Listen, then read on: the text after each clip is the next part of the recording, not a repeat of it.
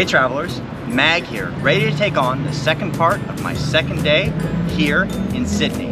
After finishing the oldest geocache in Australia, I took a look at the map and decided, based on what was available, that I was going to come hit this area here. I'm going to be starting here at Central Station, and from there I'm going to be pursuing mostly traditional geocaches through this area. I'm going to be heading southwest into Redfern. From there I'm going to head north to the University of Sydney, and then we'll be finishing off the rest of this day at the Anzac Bridge. I expect that this walk is going to take us the entire rest of the day, and hopefully from that bridge we will catch a pretty killer sunset.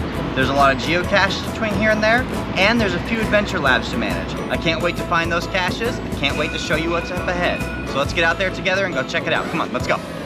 I suppose I shouldn't be surprised to find myself at Central Station again, as it is the country's busiest train station.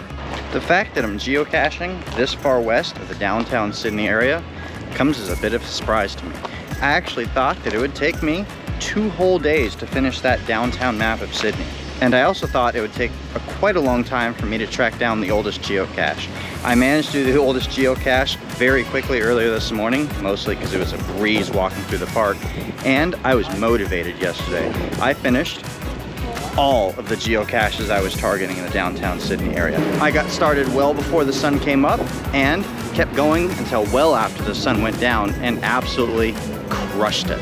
That leaves me a little bit of opening to go to a place I hadn't planned on, and looking at the map, this was the winner.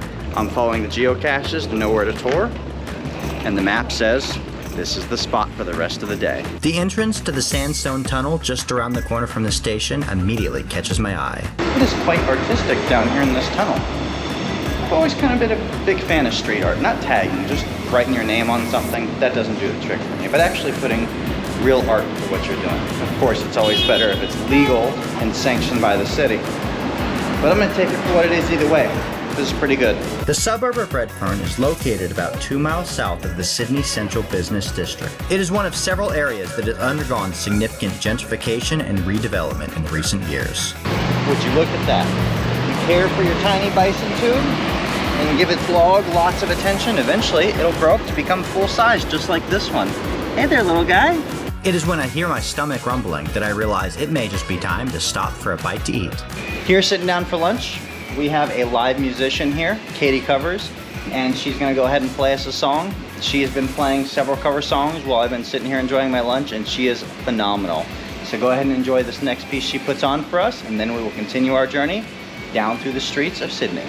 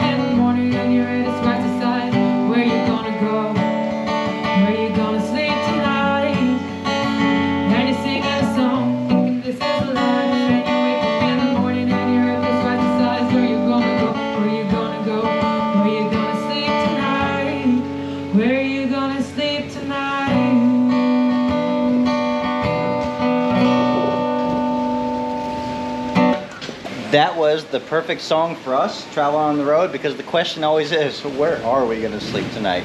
Katie covers, fantastic. Thank you very much. Thank you. Fully energized after a delicious lunch and some great live music, I'm ready to get out there and hit the geocaching trails again. My first stop is a small park that used to serve as the Crown Street Reservoir, built in 1859. And behind door number 1, we have the prize we are seeking. There we go. I find myself impressed with the cleanliness of the streets here in city, reminiscent of my time in Japan. When in doubt, it's important to reach out for a helping hand. As I dive even further into the suburbs, I find myself wondering if I'm actually going to be able to find my way out again. Somehow, finding yourself in a lonely alleyway is a sure sign that you're on the way to the geocache you're searching for. Bonus points if there's a dead-end sign before you enter that area, because that means you're definitely on the right track. And as if the chirping of the bird were a hint in itself, I find the first stage of the adventure lab I'm seeking. It just goes to show that even in the heart of the suburbs, you can never be sure what's around the next corner. It's a little bit of a detour, but it's an adventure lab series I simply couldn't pass up on. Street art in various areas around this block here. Oh yeah, I'll take it. Let's see what kind of offerings these artists have for us. Down the hill I roll with colorful artwork marking up several buildings, but those aren't the ones I see. Instead, it's the works that get far less attention, tucked down the back alleyways behind the businesses. What's this, you say? A geocache wedged in the gap? Well, don't mind if I do. But not every geocache is quite that easy to put my hands on. Some of them are quite challenging. Mission parameters say ascend, so ascend we shall. I think we can get this. Let's do it. It took several loops around the bottom of this tree before I finally laid my eyes on the prize that I was looking for and confirmed that sure enough I had to make the climb to reach it. It's one of the things that I love most about this game. I look at things like this and always think about climbing them, but don't do it unless there's a reason. It's not as if the fun stopped there though, because just down the street I'm challenged again. It would appear our climbing adventures are not quite done yet. There's a geocache that looks like it may just be up the way. We're gonna climb up and find out. Hold on. Oddly enough, the many people passing on the sidewalk nearby never even gave me a second glance as I made my ascent. You guys still watching? We're making this climb. It never seems that high up from ground level, but it sure does feel high from up top. Yep, sure enough. Looks like we got a winner. That's a geocache in hand, the prize earned, and quite the terrain rating, wouldn't you say?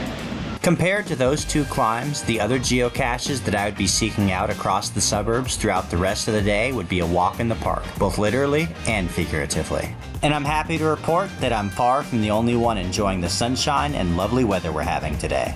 I whistled happily to myself, walking past the Redford station and onward to the Everly Railway Workshop. And while I did not end up having nearly as much success here as I would have liked, I was still enthralled by the public housing, technology park, and blacksmith that all reside here.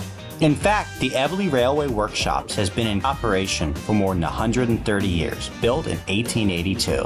Back at the time of its creation, it was the brainchild of engineer-in-charge John Whitten to build and maintain an infrastructure for the public railway system. It immediately became vital to the longevity of the area, as there were simply no other facilities anywhere in New South Wales that could do this.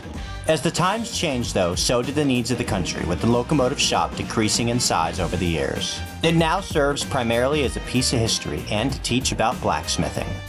As adventure labs go, this was more than a bit of a bust. It was a very cool facility and I enjoyed walking through, but I couldn't find a single answer to a single question in the adventure lab. Some of it was, probably most of it was due to the fact that it's Sunday and most of the building was fully inaccessible. They had some of the automatic sliding doors closed down, you couldn't even walk through them, and so yeah. That's basically it. I walked through, I had a look at all the display cases, got a lot of information. This was a really cool spot, by the way, but apparently Sunday to complete the adventure lab, not the day to come here. moving on to the next one. Right behind the Everleigh Railway Workshop, you can still see the rails in Sydney hard at work on a daily basis. This is also a place that somewhat challenged me on navigation, as I had to figure out how to get across the track into Darlington to continue on toward the University of Sydney. Though I may have made a few wrong turns at first, I'd be hesitant to say that I was lost. Instead, more so that I was wandering with purpose. I'm dealing with battery conservation mode right now, which means I have 2 external batteries that I can charge my phones and other devices off of. One of them is tapped completely. One of them is about halfway out, and I need to manage what charge I have because I can't get enough at the end of the night. So I'm using my alternate phone, which is off data. That's actually a good thing, because while my map is extremely low resolution, it just gives me a direction and bearing. It also means that it's not eating up any battery life trying to search the network, saying signals, things like that. So I'm using my alternate phone right here with my low resolution network. And I'm navigating street by street to get close to where I'm going, and then I'm pulling up my primary phone, which has a local SIM card. And the local SIM card consumes more battery life than my normal SIM card. Don't know why that is, not gonna ask any questions. Just the same, it is what it is. I know that since it consumes more battery life, I have to be very sparing with it, especially when I'm in this low power mode. It's kind of like when I was in Texas, near the midway point of my trip to the United States. My car lost its power. I had to make do with what I had off my generator. And when I limped into Texas to come to a thrilling conclusion near New Year's Eve, I was on single-digit battery life on pretty much everything that I had. Just barely made it in time to make everything work for me. It looks like that's gonna be more or less the same here in Australia. I'm gonna use what I have left on my battery charges to make it through the end of tonight, the rest of tomorrow, and as long as I get on my flight with at least single-digit battery life, that's good enough for me. Navigating based on direction eventually proved enough to get me across the tracks to where I needed to be.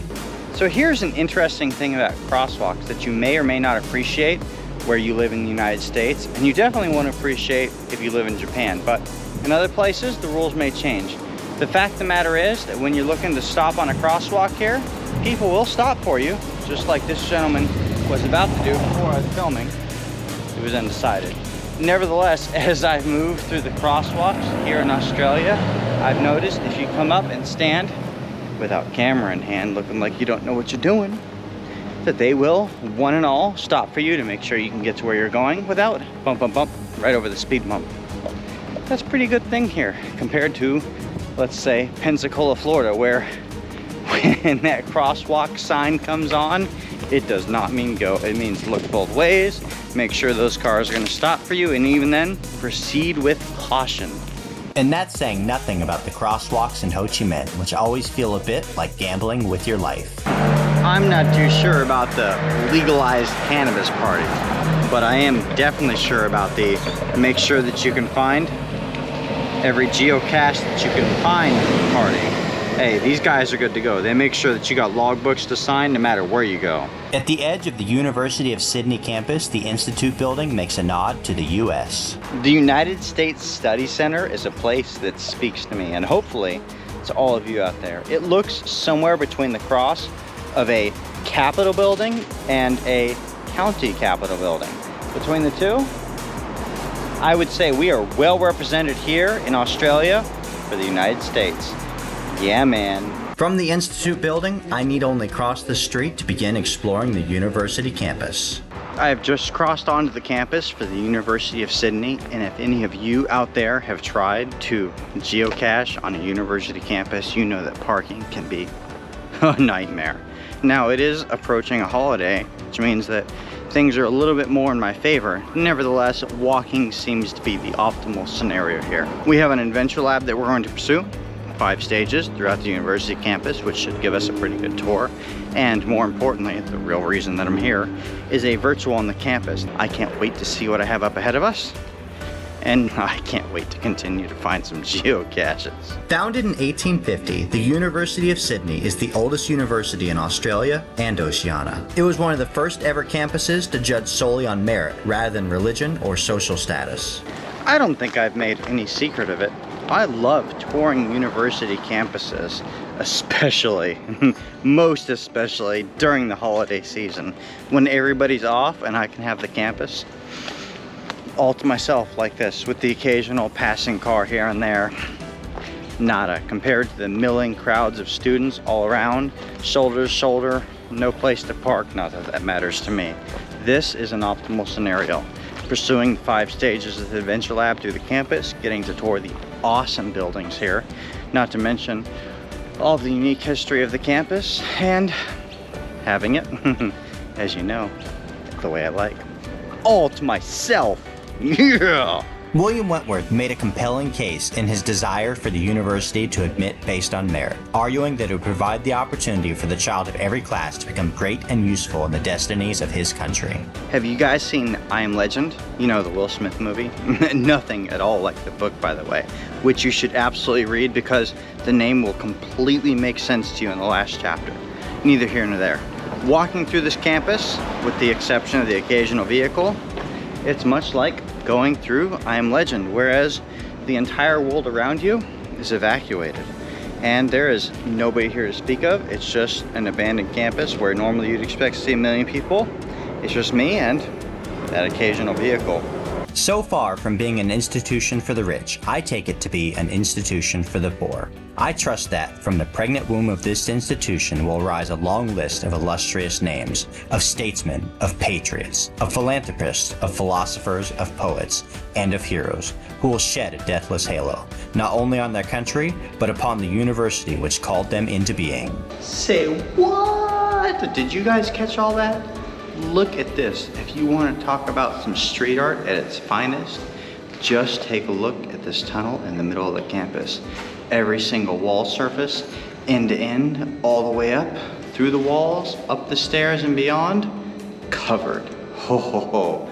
This is a masterpiece. And this masterpiece is the exact virtual that I came here seeking. A place where you can legally put spray paint on the walls basically any time that class is not in session. The only rules here are not to graffiti on the door handles, lights, or exit signs, and to keep it clean. Beside that, you can have at it to your heart's content. It has been in use since the beginning of the Vietnam War in the 1950s as a place for students to peacefully protest. Every time you come down here for a visit, you are guaranteed to see something new. And I ended up staying in the graffiti tunnel, appreciating all of the artwork and enjoying myself far longer than I would have anticipated. So much so that when I made it back up to the campus, I couldn't help but notice that the light in the sky had grown much dimmer. I knew in that moment, looking out across the campus, that I would have no hope of reaching the Anzac Bridge today. I'd be lucky if I even made it off the campus at the University of Sydney before the sun finished setting. No worries though, because as far as I'm concerned, the perfect place to end a day like this is right here on the university campus. As is so often the case, I did not make it nearly as far as I wanted to this evening. Nevertheless, I had a good time of it. I got off my train at Central Station, and from there I knew exactly what I wanted to do. I moved my way through Fern, and while wholly unsuccessful in completing a single one of those adventure labs, I still enjoyed the trip through the blacksmithing facility. From there, I turned my way north and headed into the University of Sydney campus and had a great tour of the campus because everybody's away for the holiday and I have the whole place to myself. That is, except for the birds in this tree right here. I'm sure you can hear them. They are loud as can be. And they are all lining up on the tree, looking at me like I am a delicious meal, slim for the pickings here. If you don't hear from me again, remember, University of Sydney campus, right here by the pond, that's where the birds peck me to death. If that's not the case, well, then we will continue journeying on. Remember, like this video, subscribe, stay tuned for updates, and I'll see you out on the trail.